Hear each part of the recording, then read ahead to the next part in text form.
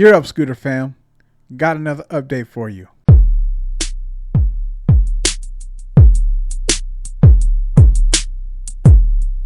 All right, so I went on an actual ride today on the Apollo Go. Really nice day, as you can tell, and so I thought I'd kind of talk about my experience today, catch up on some things real quick, and go from there.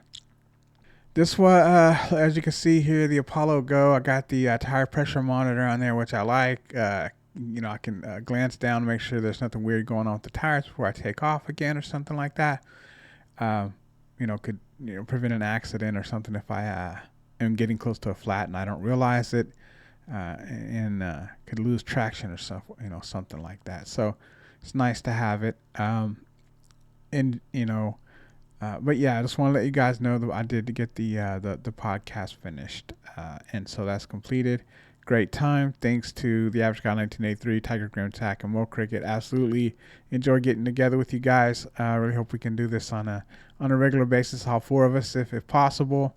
If not, that's understandable. But I enjoy it, and I look forward to every time we're doing these. So looking forward to more. And so the wanted to give an update also on the klima. So I did my last video, and I was talking about the issue where it turned off and you have to plug it in the charger and kind of get it to reboot, so to speak, before you turn it back on again. And just since then, I saw a post on one of the NAMI boards discussing there's a safety feature with the BMS that if you leave it for a few days without turning it on, then it'll automatically shut off, and then you have to plug it in and recharge it. Get it recharging before it'll be able to turn back on again. And that's with all the NAMIs from what I read.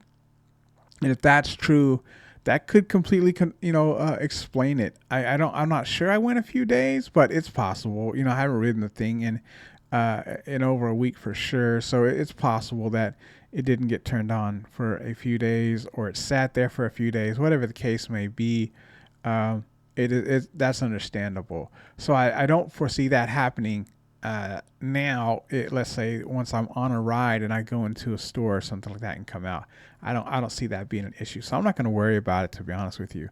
If something like that does happen, I'll probably have to call my wife to bring me the charger and find somewhere to go plug it in real quick to see if that fixes it. But now that, I guess that makes sense to me. So the BMS is a safety feature. It'll shut off and won't supply any power to the scooter until you charge it again. So once again, if that's the case, then that's great. So taking a trip today on the Apollo Go to Taco Bell. Just wanted to go somewhere really. I wasn't planning on going to Taco Bell today, but the weather was nice. I just wanted to go somewhere. I'm like, you know what, Taco Bell sounds good, like a good place to go. I didn't go through the drive-through. I know some of you guys mentioned, me going through the drive-through on the scooter, and I'm gonna, try to do more of that. But it'll likely be on a klima that I get to do that because I have that bag, and that's kind of the purpose for me getting the bag. Was because I kind of enjoyed going through the drive-through on the Journey Max that time. But one of the things I realized was it wasn't very conducive to riding the scooter with the bag in my hand, trying to navigate all of that and pull off to the side without having everything kind of in place where you can set it aside or whatnot. So that being said, I got that bag for the klima for that reason, so I can pull up to. I also put drinks in it, which I've done more, but so I can go through the drive-through and say, okay, if you got a drink for me, I can put it in there. If you got my food, I can put it in there, close it up, and get going.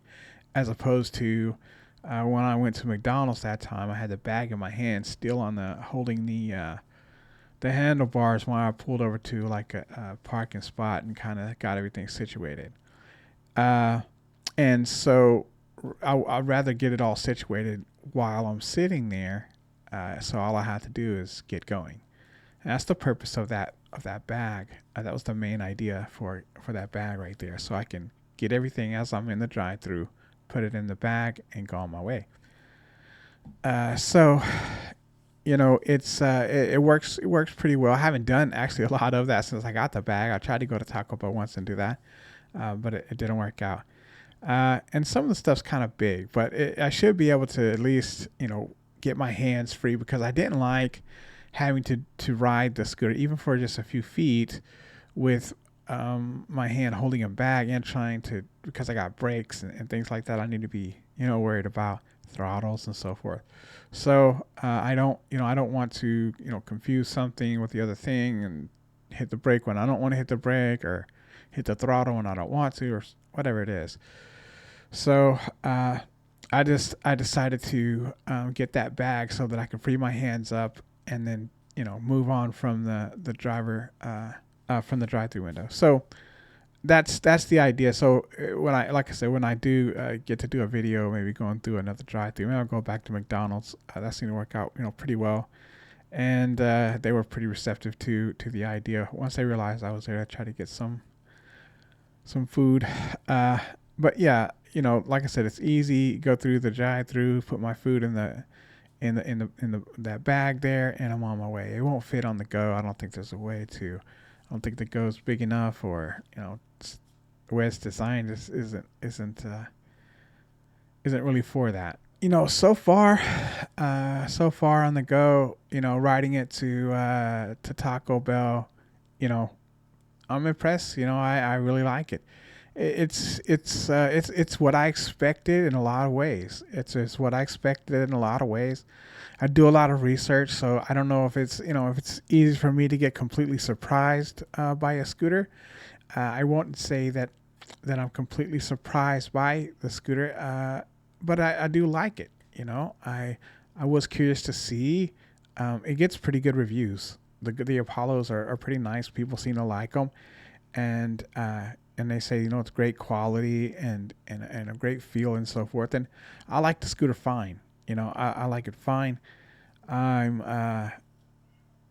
not blown away, but once again, I do lots of research. I mean, I guess my expectations are already set to a certain point. By the time I get by the time I get the scooters that I watch, that I expect. I expect the build quality to be nice. I expect the ride with the suspension to be able to do what they say, and it does, and it absolutely does. I expect the regen brakes to work wonderfully, and they work wonderfully. So those things are our expectations. But they absolutely have been met. No question about it. And that's what I want to sort of emphasize. So all of my expectations have been met. I haven't been disappointed in anything. I hate to say this as much as I don't want to.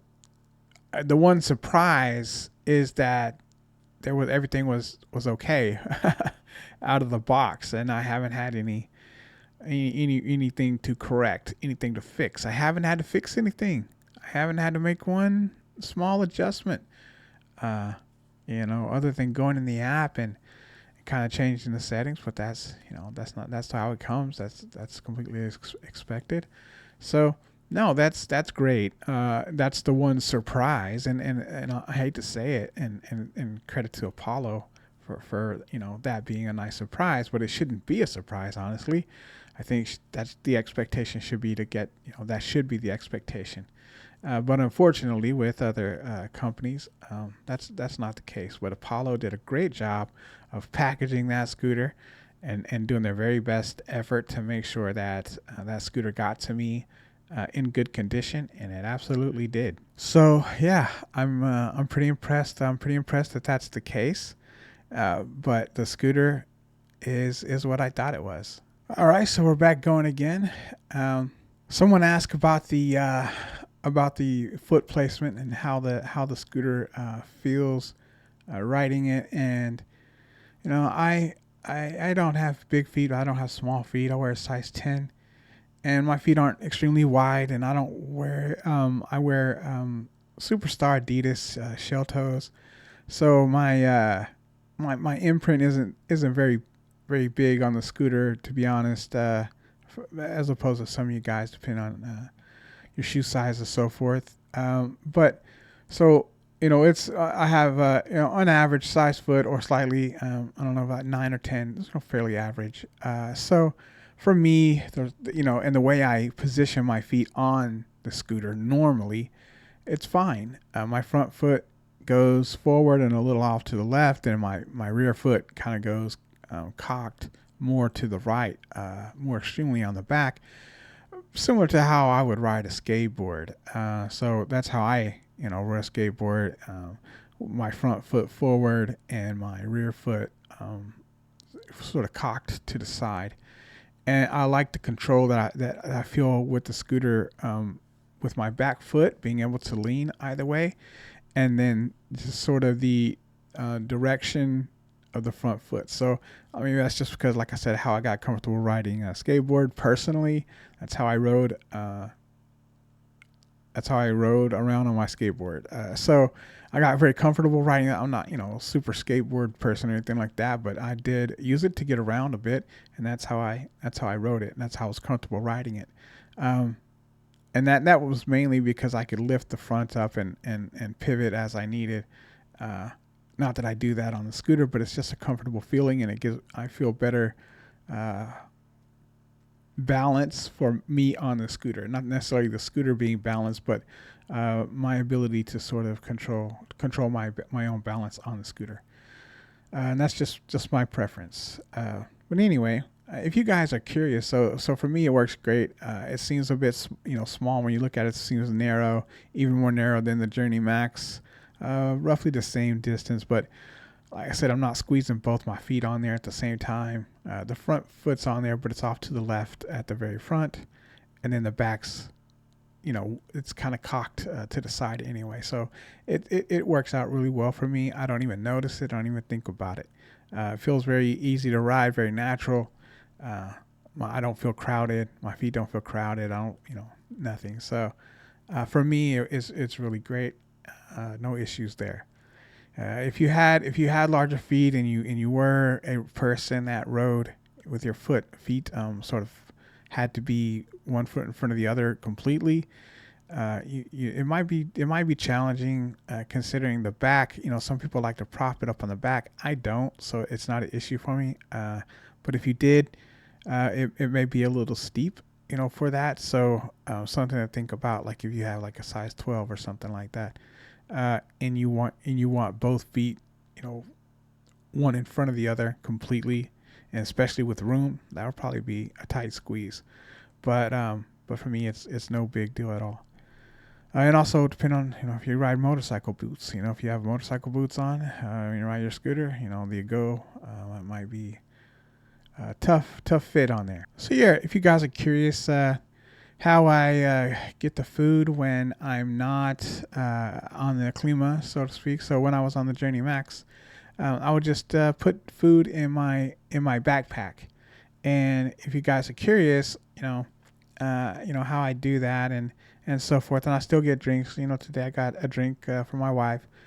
I drink water, so I don't need anything from Taco Bell or McDonald's or whatever. But sometimes, a lot of times when I'm getting stuff for my wife, she wants me to bring her a drink, and once again, that's why I like the bag that I've got on the Klima, because you can easily fit a drink in there, and so that's kind of nice, and it comes in really handy. But today, I just I put the drink in my backpack, and I put the food in my backpack, and how it kind of works out is, I mean, I guess it would depend what you're going to put in there, what kind of food you want to put in the backpack. But for me, I take the drink, and then I learned a trick that Yogi Steve kind of taught me. If you guys watch his channel, he takes a plastic bag and wraps the drink up, and then sets it in his bag, and it kind of protects the cup a bit. And if something does spill out a little bit, it just goes in the bottom of the bag. So not a bad deal there. It doesn't get all over your stuff. So I use that whether I use the bag on the Klima or whether I use my backpack. I get a plastic bag to wrap the cup in and then set it aside once I close it up, twist it up like he does.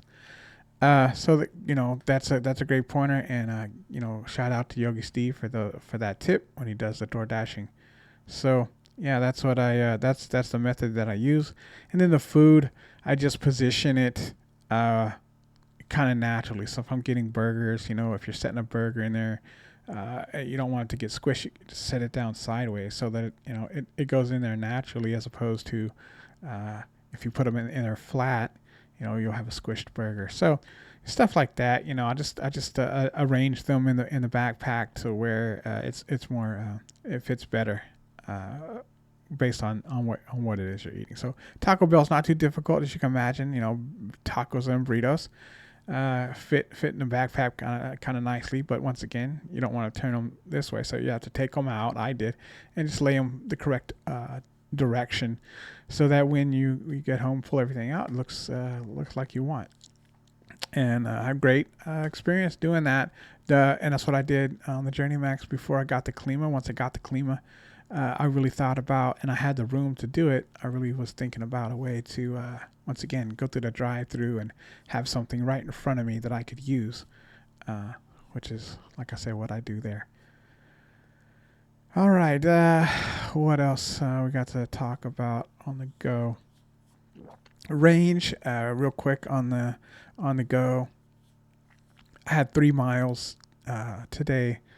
When I left for a full charge, or yesterday, well, last time I had a full charge, I was at 3 miles, and then today I went out for my ride, and I'm at a total of 11 miles.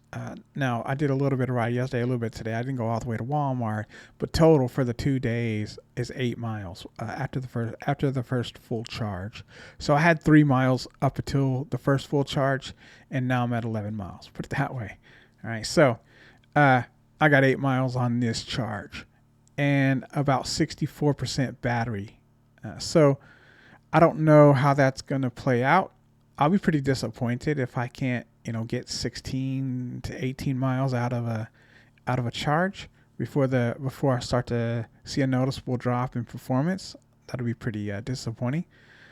Just riding the way I ride. I don't ride super aggressive. I take bike lanes. I'm not, out on the street a lot, mainly for safety reasons, because it makes me nervous. But residential roads is as fast as you'll see me ride on.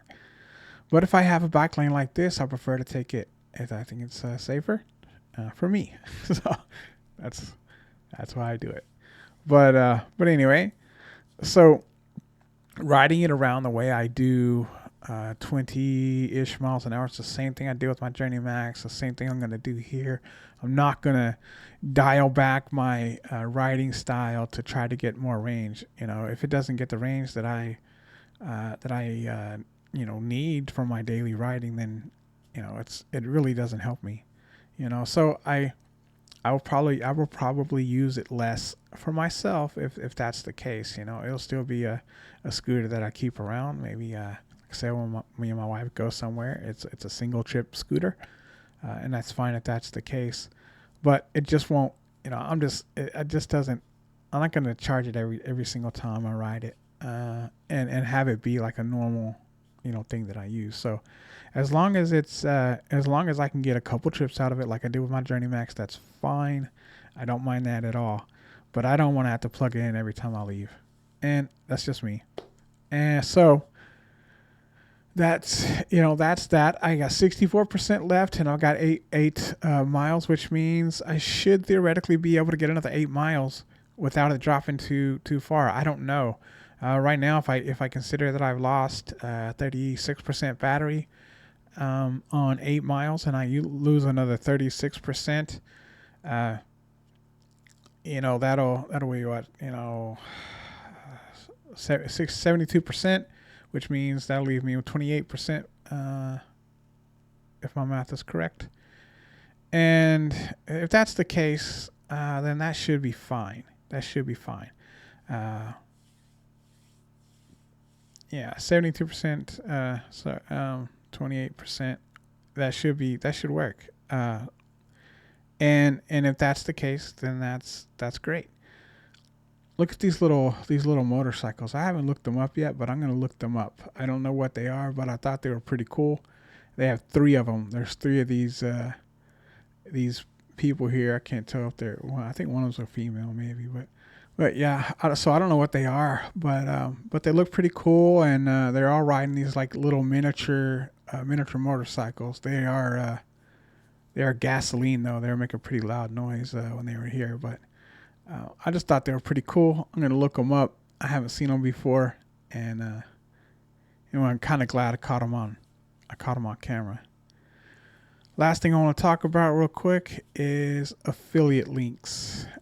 So, I know, especially with electric scooters, it's like a big deal. Everybody, talking about affiliate links. Everybody wants to, get affiliate links. I mean, it's just in YouTube in general, but it seems like the scooter community gets a lot of heat, in my opinion. I mean, maybe it's just my perspective, but because they do a lot of reviews and things, and they give their reviews for the scooters that get sent to them, and they give you affiliate links, and so and I've mentioned it before on my channel, obviously, and it kind of sways your opinion because you don't want to create these relationships with these companies, and you want to have that be keep that relationship prosperous and so forth. So you're more likely to give a positive review. For me, I will say that it's not worth it to me. It's not worth it for me to do something like that. Now, I've considered sharing affiliate links. I probably will be sharing affiliate links in the future with my videos. But it'll always be an honest opinion. It's going to come down to the person. It's going to come down to the person who's giving you the advice, and your ability to trust them, or whatever that you want to do, that you're able to trust them or not. That's what that comes down to. So I hope you guys know that you can trust me, and I'll be straightforward with you guys. But if you enjoy this content and you found it helpful, please like, share, and subscribe. Consider joining my Patreon, buy me a coffee, or picking up some merch. Thanks, and happy riding.